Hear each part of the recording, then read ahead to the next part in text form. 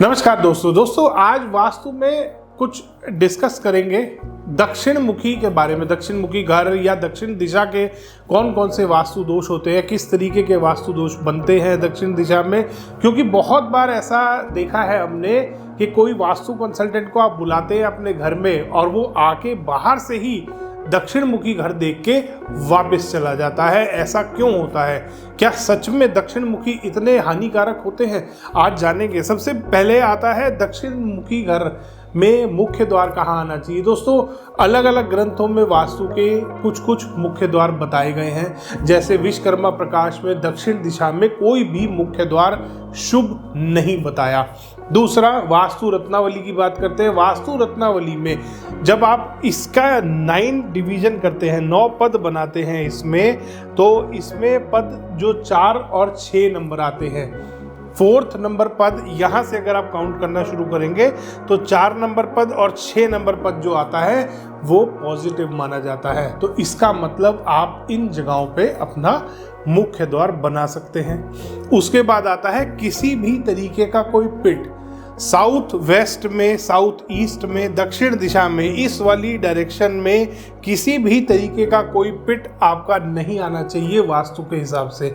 वो बहुत ही ज़्यादा हानिकारक होता है, चाहे वो अंडरग्राउंड वाटर टैंक हो। क्योंकि आमतौर पे हमने देखा दक्षिण मुखी घर में या तो साउथ ईस्ट डायरेक्शन में कोई आपका अंडरग्राउंड वाटर टैंक या सेप्टिक टैंक आ रहा होता है या साउथ वेस्ट की तरफ आ रहा होता है, किसी भी कोने में आ रहा होता है। इसका भी आपको खास ख्याल करना है। और आमतौर पे इंडिया में जो कंस्ट्रक्शन होता है वो जब भी किसी भी फेसिंग का मकान होता है तो उस साइड पे ज़्यादा जगह खाली छोड़ी जाती है। यहाँ पे जगह ज़्यादा खाली छोड़ते हैं लोग as compare to north direction. ये भी एक गंभीर वास्तु दोष बनाता है। अगर दक्षिण मुखी मकान है और दक्षिण की तरफ आपने 15 फुट जगह खाली छोड़ दी और पीछे आपने 10 फुट गाली जगह छोड़ी है, ये भी एक गंभीर दोष बनाता है दोस्तों।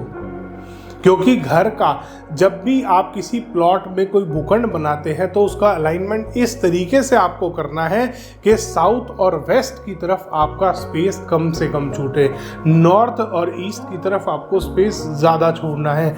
इसके बाद बात आती है दोस्तों अंदर की दिशाओं की। अंदर जब हम दिशा देखते हैं तो आम तौर पे यहाँ पर नैऋत्य कोण में मास्टर बेडरूम बताया जाता है कि सर यहाँ पे मास्टर बेडरूम बनाओ। अब मास्टर बेडरूम बना लेते हैं, यहाँ पे बेड आ जाता है। फिर कोई वास्तु कंसल्टेंट आके कहता है जी ये चक्रा के माध्यम से चेक करके कि ये तो आपका साउथ वेस्ट आ रहा है, डिस्पोजल का जोन आ रहा है, यहाँ पे आपने अपना बेड रख दिया, यहाँ तो सारा डिस्पोजल हो जाएगा। और इतना तक बोल देते हैं कि आपका पैसा चला जाएगा, आप खुद चले जाओगे। मतलब यहाँ पे डेथ का थ्रेट तक बता दिया कि साउथ वेस्ट डिस्पोजल के कॉर्नर पे आपका जो मास्टर बेडरूम आ रहा है या बेड आ रहा है, इसकी वजह से आपको आपकी डेथ तक हो सकती है। इतना मिसगाइड कर रखा है आजकल वास्तु कंसल्टेंट्स ने। जबकि जब भी वास्तु में पद विन्यास किया जाता है, पहली चीज ग्रिडिंग कोई चीज नहीं होती, वास्तु में पद विन्यास होता है। चक्रा के माध्यम से वो दिशाएं देखते हैं जो कि एक गलत बिल्कुल मेथड है। वास्तु में पद विन्यास 9x9 के ग्रिड बनाए जाते हैं इस तरीके से। यही मेथड ओरिजिनल है।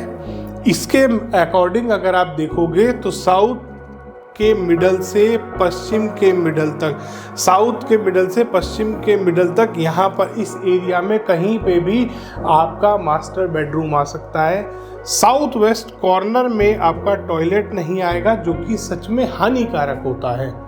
और साउथ वेस्ट जो आम तौर पे चक्र वाले आपके जो चक्रजीवी हैं वो बोलते हैं कि यहाँ पे डिस्पोजल का कॉर्नर है। इस तरीके का कोई भी वर्ड किसी भी वास्तु के ग्रंथ में दिया हुआ नहीं है, तो इससे घबराना नहीं है।